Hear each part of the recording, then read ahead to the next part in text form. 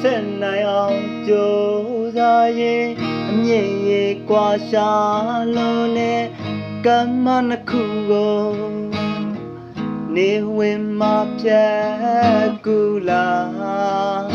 မခိုက်တခိုင်နဲ့တရားကလေးကြိုးပြန်ကာညမောင်မဆန်တော်လက်ပြောက်ပြီး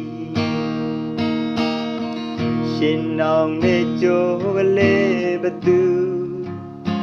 ဖြတ်နာလေးအပြေမရှိတဲ့ဒီအမေတွေနဲ့အပြေရှာရင်အိုမင်းလို့သာလာပါပြီကွယ်လမ်းစာရီဖွေးမရှာနိုင်ယနေ့တိုင်းမဲ့